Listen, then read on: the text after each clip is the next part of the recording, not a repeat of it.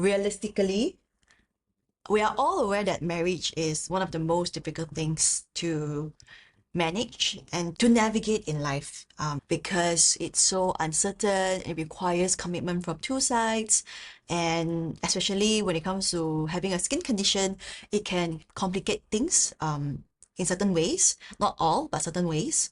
But I do also believe that having skin condition also make things better a little bit in certain ways as well. So how is my life going? I guess everything remains the same. What I really appreciate about this state of my life right now is that, well, like when you're younger, right? You're less certain about yourself and you are a bit more insecure, and that you're still figuring out your life in general. I guess as compared to before, right now being married, is that the love that I have for my husband, the acceptance and the safety really allow me to grow and to flourish even more. What I mean by that is that I guess it really feels like he really gave me the foundation to build my career, to build my life, and to also really build a life with him actually. And overall, I truly feel I'm more grounded, more focused, and also truly feel more courageous in life. And I really have to give him credit for it. I mean, of course, other than me putting in so much work, when we first got together, we also went through couple counseling as well. And I think it was really helpful in helping us to establish the ground rules and the culture and the values of our relationship and how we really want to move forward with intentions. And I think that was really, really helpful in terms of helping us to establish the way we communicate, the way where what kind of life we aspire to live together in the future, and also how can we really work towards that. So it really feels like it's a teamwork. I no longer feel like I'm living life alone, which I felt that a lot in my younger days. But nowadays, I just feel like, as you have a team, right? You have a team member. I guess it really gives you a lot of push and motivation and encouragement and also confidence to move forward. And I think that really is the difference that I feel. Overall, nothing much has changed, but internally, I guess it has changed a little. But of course, with marriage and also entering another phase of life, it comes with a lot of changes and transitions. I'm feeling a little bit anxious to go into that. And I guess also, I think a lot of people also are trying to ask me, how do you cope with your life after marriage? Knowing that after marriage, you need to spend a lot of time with one person in the same house. So it can actually emphasize things that we feel shameful of even more so in a marriage, because this person is going to see the ugliest side of you, and he's going to see you when you are the least beautiful. In the morning when you wake up, you see all the flakes on the bed and when your skin is flaring up, it's very red and it's not nice to look at. So I guess that's the reason why people ask me that question, because it got me thinking for a while. um I guess for me personally, I wasn't thinking much about this because even before we got married, we were traveling a lot. So we were staying in the same room a lot as well. So then he truly see me on my worst days. And also at the same time, I don't know if you remember, but during the earlier phase of my relationship, my skin was also flaring up badly. So he saw me through that. And that's why I truly feel like it's not an issue for us. And also at the same time, I know how to take care of myself. So then I don't need him to take care of me. That's the answer that I have for this question. Life is going okay after marriage. But of course, it's just 1 month. Maybe I will update you next year into the 1 year mark. Maybe things will be a bit different. But hopefully, I hope it's in a good way. So yes, we are going to dive a little bit deeper into different segments of the questions, and just really excited to answer some of the questions that we have here as well. All right, so let's move on to the next question. Number 2, is your husband okay with flakes? I love this question because it's just straight to the point. I think flakiness and the flakes and the dandruff is one thing that we feel the most shameful of. And it makes sense. It's normal because who wants to be flaking everywhere we go, right? And also because it has something to do with hygiene as well. When your skin is extensive, right? It the flakes can be just as fine as dust. So when you're sweeping, when you're mopping the floor, or when you're wiping the table, it's all the flakes. And I truly understand the self-consciousness in this area. But I'm happy to share that my husband is totally okay with it for some reason. Like he has never made me feel shameful about it. And I think I remember in my past relationship, there was one day I was flaking a lot, and I was wearing t-shirt that like it would actually cause the flake to drop even more in my then partner car. So then when I came down the car, I realized that it was full with my flakes. So I was so embarrassed, and I was trying to frantically clean up after myself, of the mess. And he told me that, you know what, it's okay. It's just flakes. I'm just gonna send the car to a car wash later. So I think the way that my then partner view my flakes as not an inconvenience or something that I should feel shameful for, I really, really appreciated him for that. And also current time with my husband, of course, because we sleep on the same bed, right? Of course, he's going to have flakes all over his body and stuff. I just never seem to be bothered about it. I don't think we ever talk about it. In the beginning, like when he realized that I was flaking, he didn't really make it a thing also. So of course, for us, we realize every little things about the flakes, right? But yeah, we never really talk about it. And I never really intentionally bring it up also. And he just seems to be okay with it. So I guess we are okay. And right now, it has just become a norm already. Like he was telling me the other day, he was like, dear, my love, next time if you want to flip the blanket, because as you flip the blanket, right, the flakes will, fly all over. And it's so funny because it was like hitting his eyes. So he told me that next time you do that, just tell me first, okay, so I can close my eyes. Oh, so I was like, of course, I was feeling a bit shameful, but the fact that he can tell me that it's just so liberating because like he's helping me to normalize my situation and my reality, and I really really appreciate him about it. But for sure, I would try my very best to minimize the flakes lah. Like, I will vacuum, I will clean up, I will wash my bed sheet every single week, and I will vacuum and sweep the floor every day. It does take a bit of work, but I guess that's the minimum that we can do to ensure that, the living situation is basically clean and, pleasant for everyone to live in. Yeah. So, yes, let's move on to the next question. Does physical touch get difficult for you sometimes? Because I'm actually currently having TSW and I'm facing oozing and also other issue. There are also other questions regarding physical touch and also intimacy. It's always something that we struggle with, isn't it? Like, I think for people like us, it's really hard for us to kind of envision someone accepting us. It's even harder for us to envision someone touching us. But let's just normalize topic like this. Everybody wants to be loved and everybody yearn to be touched. The rejection of self result in the rejection of others, and because of that we push people away sometimes, and I think it's just something that is very sad. First thing first, I really just want you to understand that nobody is ever expecting us to be perfect. Even people with healthy skin, they don't have the smoothest skin in the world. Sometimes they have bumpy skin, sometimes they have acne, sometimes they have dry skin. So skin concerns are actually very, very, very common. So when it comes to physical touch, right? Does it get difficult? Yes, in the beginning, in my younger days, but not so much now. In the beginning, I remember my skin was very bumpy. It was like because it was very inflamed. It was very flaky and it was very dry. So of course, I would feel self-conscious of people touching me because I don't even like to touch myself. But as compared to before, right now, I really prioritize self-care and I make sure that I'm very skillful in self-management of this chronic lifelong skin condition. And I think I've reached a point where I truly learn how to manage it very effectively to a stage where when I touch my skin, it's just like, yes, it still feels a bit rough and some days it's dry, but I know how to exfoliate, I know how to reduce inflammation on the skin. So then because of me being skillful in managing my skin condition, actually I have really managed to reduce the physical manifestation of the skin condition to a minimal level, and hence also going through the process of normalizing this skin condition in my life for myself. So then I have successfully reduced the shame to a minimal level, and hence I can move forward with physical touch and also being intimate with my husband.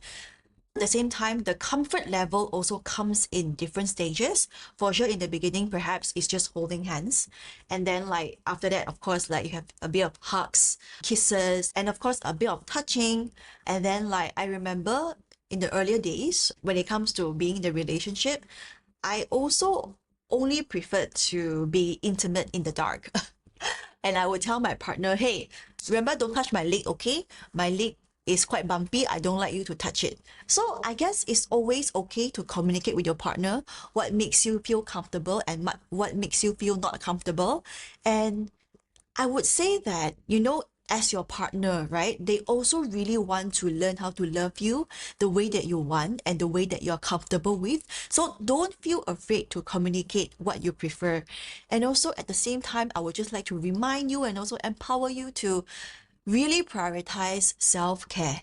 If you know that having a healthy diet, if you know that drinking more water, managing the stress in your life is able to help you reduce the flares on your skin and hence reduce the inflammation on your skin and causing your skin to feel nicer and also to look nicer as well, and hence give you more confidence to be intimate with your partner, please do it. I guess it's really, really important for us to prioritize self-care and being skillful in this management of our skin condition.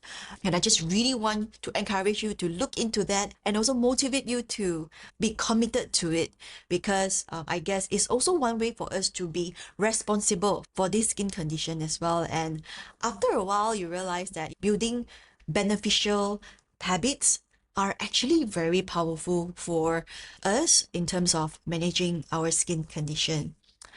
So then, I mean, of course, for TSW cases, this situation is a little bit different because TSW, you have to go through stages, perhaps like the oozing stage and the odor stage, and I truly understand. So when it comes to this, if you really feel like you're uncomfortable with physical touch and being close to your partner, I think it's totally okay to communicate with your partner that he, like, because of this, I don't feel comfortable and just give me some time. And I think with time, it will get better. And I think in this situation also, because of you exerting boundary and also your needs, I hope your partner respond understandingly. But in case of the partner responding sarcastically or even unpleasantly, that's when maybe, to remind yourself that you still have the power to choose at any point of a relationship, and always, always choose to be in situation and places that appreciate you and also love you, give you the safety and the protection for you to get better as well. So always remember you have the power to choose, okay? If you're in relationship that makes you feel small, makes you feel like you're less than, you have the power to walk away, okay? Next, let's move on to the next question. How has psoriasis changed or influenced your relationship? Do you ever feel like you're a burden? And if you do, how do not feel like a burden when you have a restrictive diet or bad habits? I mean, bad days, being bedridden, etc., etc. Let's be real here. Living with a skin condition is not easy, especially when your condition is very severe. And this is also the reason why I always, always prioritize and practice open communication and honest communication in order to manage expectation from both sides. Before I get into this relationship with Ruben, I've already told him that what the worst possible state of my condition could look like and what does it mean for us. The worst possible outcome is me being bedridden and me having to pay a certain amount every month to afford medication so that I can live a normal life. So we also talk about the boundaries when it comes to physical touch. I also told him that on certain days when my skin is flaring up, I might not want you to touch me. So I've communicated all these things beforehand to let him know that these things may happen. So then if he still make a choice to be in it, means that he agrees, right? So of course, going into a relationship, getting married and stuff like that in the future, if I go through this again, he knows what to expect and he knows this is just temporary. And also at the same time, I think he also had the confidence in me that I know how to take care of myself. What really helped is really getting in touch with your community, number one, so that you can have the support. You know that you're not alone, and then you know you're not an alien because your relationship and your life looks a little bit different with skin condition, but you still have your community to support you through it, number one. Number two is really, really manage clear expectation from both sides. And also number three, really, really learn how to take care of yourself, be more skillful in self-management.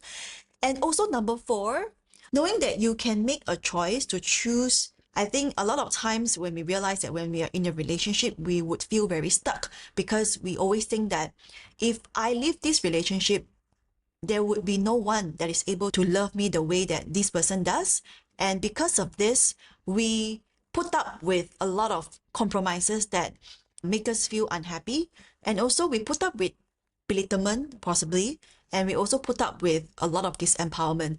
So then, this is my personal principle and also something that I truly believe in. We always have the power to choose, even though, included the fact that even though we are married, I recognize that being married is something that is so recognizable, something so profound for a person to go through, but it's our life. We still have the power to choose whether or not to be in and not to be in. But for sure, we are committed. But at the same time, I wouldn't wish this upon anyone, but we are in any situation where we are abused or we are belittled, that's when we want to reconsider our choices. All right. So let's move on to the next question. How is your husband handling your ups and downs with psoriasis? I love this question because yes, living with skin condition, there are a lot of ups and downs. And I think what's important about this is that, being married or having a partner is that you are living life together and you are in a very close proximity together. So when you're nearby each other, the ups and downs of each other affect each other also. Honestly, my challenge with this skin condition, it did not get easier. I just got better in managing it. And I think this is something that really empowered me, and I hope that it would empower whoever who is listening to this too. There's so much that we can do to take charge of our life and to also empower ourselves to live better with skin condition. And that's the reason why I always say that it is actually our responsibility to take care of ourselves. And for sure, during bad days, we need support from other people, but we have the sole responsibility to take care of ourselves and our skin and also live a fulfilling life. So then, because of this, one thing that I believe that I do very well is I know how to self-regulate. And also I have managed to normalize the skin condition with myself, and that I no longer really view myself as a burden. I do view this skin condition as a challenge, but it's no longer a burden. And also at the same time, having the self-awareness to know the space and boundary that I want during the days where it's difficult. And also knowing this space and boundary at the same time, communicate with your partner. The straightforward way to tell you is you need to know what you need, you need to know what you want, and you need to tell your partner what you need and what you want. Actually, it's just as simple as that. So when your skin flare up, what do you need? List it down. What do you want? List it down. How can your partner soothe you? List it down. Do not expect another person to know what you want without you telling them. This is just a recipe for disaster. So know what you want first, and then you tell your partner. And then talk about this on the good days. Like, hey, like I know my skin is okay now, but my skin may be a bit, unstable in the coming few months because I would be very stressed from work.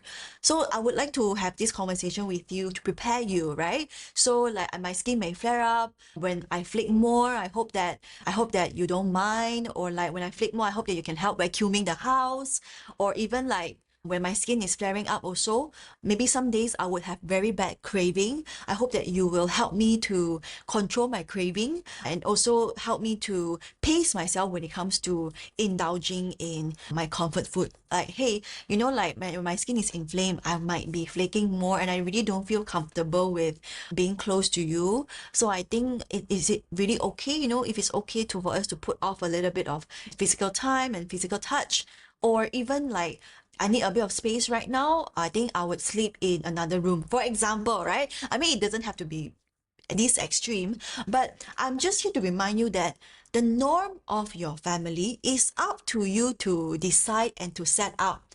So please always practice open communication to kind of set what is actually the ground rule for both of you. So sometimes you may think that, oh, I want to sleep in another room. Maybe he might think that I don't want him, or like it may make him feel like he's abandoned or anything. But sometimes maybe he appreciate, the time and space of being alone also. You wouldn't know, right? But it doesn't mean that you love each other less. It's just that some people, they do appreciate having more space and boundary, and that's just different. So you need to find what works for you and don't be afraid to communicate it.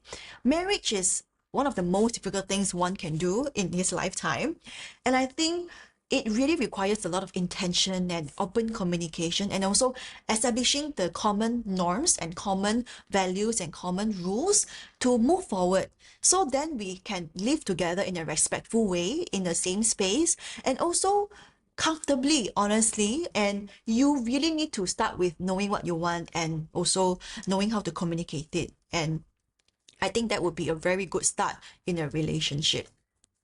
Let's jump into the next question. I love this question actually. I mean, I love all questions lah, but I do really love this question. How to gently tell your husband that sometimes he's the one who caused your flare up? And what she meant by this is she meant that all the fights and arguments and misunderstanding, it is causing a lot of stress, which also trigger her flare up. So I guess when it comes to this, it is always helpful to know when to draw a boundary. I think fights and arguments and misunderstanding, these are the things that cannot be avoided in relationship. And I think Ruben and I, we went through fair share of back and forth when it comes to this as well. But I think one thing that I really appreciate about both of us is that, I mean, not me, actually it's him especially. He is actually a very calm communicator, where else obviously I'm not. I don't know. I mean, if you know me, you know that I have this big personality, and I'm an extrovert, and sometimes I can get really loud. And when a loud person fight, it's not very pleasant. And I think for him, he really managed to kind of like establish his boundary of telling me that, you know what, like, if you're going to raise your voice during arguments, we are not going to talk. Let's just wait until we calm down, then we can talk about things calmly. So, I mean, of course, he took a while to learn this, but I guess from this, I also learned that actually it makes sense to be able to draw boundaries and also protect your space even during arguments. And I guess what really helps is when we are calm, we talk about things differently. When we are emotionally charged, sometimes our logic can be thrown out of the window. So then when we revisit the same topic again, we are able to look at things a bit more openly and also being more open to each other's perspective. So I guess that's really, really helpful. And I think the gist of it is really drawing boundary, setting ground rules in how are we going to approach arguments, fights, and misunderstanding. One very powerful skill that we can practice is actually empathy. Always try to see things from each other's perspective. Remember, you're not each other's enemies. We are all in this together. We are a team, and it's us against the issue. It's not us against each other. And I think sometimes in relationships and in marriage, sometimes we forget that. Yeah. So, and I think one thing that really helped for us is we pray after fights. And I think the prayer really, really helped to kind of help us to realize what is a priority here. It's really not about us winning the argument. It's really about how do we move forward from this as a better person and also as a stronger couple. You may come from different religion, and I believe that different religion pray too. Just pray according to what you believe in. And even if you have no religion, I guess it's really okay to also invite the universe to have a conversation with you as well. So I guess, yeah, I hope that helps. All right, let's jump into the next question. For the next few questions, all the questions are related to sex and intimacy. And I love that people are being open to ask me about this question because I think sex is something that everybody can relate and everybody does it. And I think I just really want to talk about this topic openly also. For sure, there are a lot of components when it comes to sex, but I guess at the current moment, the questions are surrounding the topic of how do you feel comfortable to have sex with your partner during a flare up or when you have a skin condition? And I truly understand the challenge because having a skin condition, because of the bumpiness and dryness and the flakiness, it can really feel like honestly disgusting in some ways. Because I use that word because I truly feel disgusting sometimes because of my skin condition during my younger days, not so much now. And I just want to normalize it for you. It's really normal to feel disgusting about yourself when you have a skin condition and that you do not feel like having sex, and also you cannot envision people feeling attracted to you. It's totally normal. So what I can share with you is that it's the same concept. Do not say no to yourself before other people say no to you. Number one, for the longest time, I've always assumed that nobody would ever want to touch me because of my skin condition. But having been in different relationships and also multiple relationships, not a lot, but a few, these experiences actually taught me one thing. The ugliness and the insecurity and the disgusting feeling in our head that we perceive about ourselves is always 10 times worse in our head. You may be very disgusting to yourself, but for other people, it really may not be even a thing. This is one thing that I learned. For the longest time, I cannot imagine someone touching me, right? But when I allow myself to be in that situation, right, be intimate with someone, actually, it really showed me that, when I'm naked with someone, actually, my skin is the smallest thing and the last thing that they realize. And I believe that a lot of people who are listening to this, right, you may or may not feel comfortable, but in case lah, right, in case there's someone out there who feel like, have the similar experience as me, you will understand what I mean. And I guess this is something that you will not understand until you try it. And yes, it can put you in a situation where you can be rejected, yes. But I would say that the percentage is very, very minimal. And I guess it is a very low risk to take. And I guess it's worth it. I'm not encouraging. I'm just saying, like, for the ones who are having challenge in this, I just want to also share that the perspective that we have may be untrue because the way that we view ourselves is always very, very harsh. And we always expect the best from ourselves, which is unfair to us.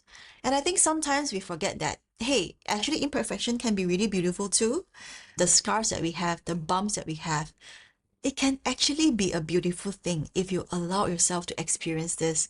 So, yeah, don't close off yourself to this experience just because of your assumptions, okay? And second thing about this is it's okay to go into this in stages. I've tried it before. I've tried beginning the physical intimacy relationship with just in the dark or even being partly clothed. And then eventually, if you feel comfortable enough, then you may have a little bit of lights, or like you can tell the person, hey, please don't touch me here and here. Like, for example, I did tell my partner, don't touch my legs before this. And eventually, when you feel safer and you feel more comfortable, then you communicate again, where are the boundaries and whether or not you want to uplift the boundaries, right? Other than that, it's really about understanding that there are people who will see us beyond our skin, and there are people who will love us beyond our skin. And I think it's just really about remaining open to it and to allow yourself to experience this beautiful thing. All right. So I guess when it comes to sex, I will leave it at this. I guess it's more than enough for the current episode. But I'm really hoping that we will revisit this topic, just an episode on its own. I really would love to talk more about this and dive deeper into it. But for this episode, I guess the gist of it is this. This is like the most juicy part and most important part for us to just move forward from here. All right, let's just move on to the next question, which is also the last question. It is actually related to family planning. And I think is something that I relate to a lot. This person is asking me, are you scared about having kids? Because as we all know, psoriasis is something that can be passed down to the future generation. So yes, I am scared, and I was more scared before this in the beginning of relationship, knowing that Ruben really wants a family. Like for me personally, I wasn't so excited about the idea of having family because for sure, number one, because of my anxiety and insecurity, and also the fear of abandonment, which I have experienced before. And also, I just wasn't particularly very excited about being parents because, oh my God, you're responsible for another human being. I realized that I need a lot of time and energy to take care of myself, and I don't know if I have the space and time to take care of another person. So before Ruben, family was something that I wasn't thinking much about. But because of him, when we got together and journeying through this relationship for the past 2.5 years, he truly has shown me the joy of being with him. He has really given me the safety and also the confidence that he's here for the long haul. And that's why I was slowly being open to being a mother. And also, I guess is because of the safety, it has evoked my mother instinct. Sometimes I just feel very annoyed of my mother instinct because it's just it's very tiring. But I guess it reminded me that, hey, when I was younger, actually, I also wanted a family, right? Because of fear, because of worries, for the longest time, I actually toned it down. So anyway, yes, I think we are going to try for a baby, not anytime soon, but in the future. But yes, back to the question, will you be scared about giving birth? So then I went through the process of trying to understanding this better. And I think one thing that really, really helped is actually knowledge. So knowledge, number one, when it comes to this, knowing that there's only 3 to 7% of the possibility of my next generation having psoriasis, that actually give me a lot of comfort because for the longest time, for some reason, I thought it was 13%. So that was a bit scary. So then the next knowledge that I know is that I'm truly confident in myself that even if my next generation have psoriasis, I I know enough to take care of them.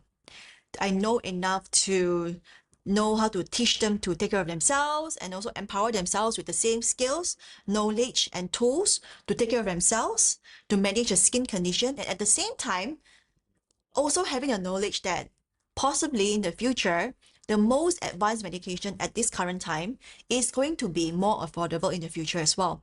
So I guess these three things really give me a lot of comfort. And of course, the biggest reason is also because I truly, truly believe that Ruben is in this with me and that he really, really wanted to be a father and that he really, really want to be with me and build this life with me together with our children in the future.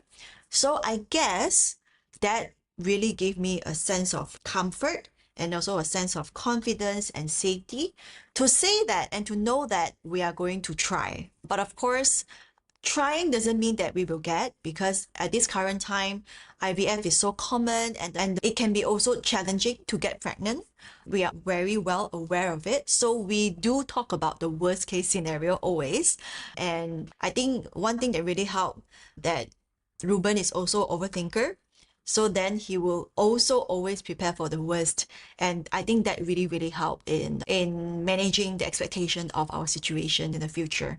So yeah, I guess that's it for this episode. We have gone through all the questions that were asked in the Q&A. And I think there was one statement that makes me think a lot. Somebody said that I was lucky, right? He said that you are lucky, Roy. Yes, I do feel lucky, but like I say on my Insta story, I'm lucky because I'm courageous. The reason why I say that is because I want to let you know, and also I want to let you be aware of the fact that I'm lucky today because I took action. And luck is something that we are not in control of, but action is something that we can choose to take every single day. How our life look like right now is also because of our action and choices in the past. And I'm very, very proud of myself that for the previous years, I have decided to take courageous action every single time. And I'm just very glad that I pushed myself, even though I was so, so, so scared. I chose to say yes to certain opportunities, even though I didn't find it in myself to believe in myself back then. I am just so proud of myself that I took risk and I took chances, even though I didn't know how things would work out. I'm also really grateful for all the past experiences that have built me, from my mistake, from all the hurt that I've gone through, from all the heartbreaks that I've gone through. If it wasn't for them, I wouldn't be able to appreciate the state of my life right now and what I have in my life right now. So yes, I am lucky because I took action and I choose to be courageous. It is not an easy thing to do, and I truly, truly validate and understand that. In fact, it can be really, really scary, but find the support that you need and do it anyway. Good thing is we have this support right here for you, the podcast and also the community.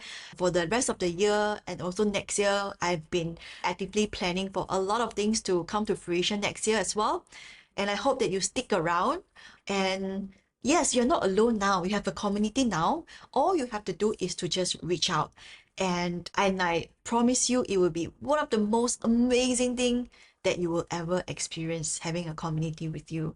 And when you have a community, that's when you know how to normalize your experience, and that's when you collect courage from other people to move forward in your life too, because we support each other and nobody should ever live life alone. So if you ever feel alone still, right, I'm just telling you, there's no need to, right? I'm here and this community is here ready to welcome you and support you. All right.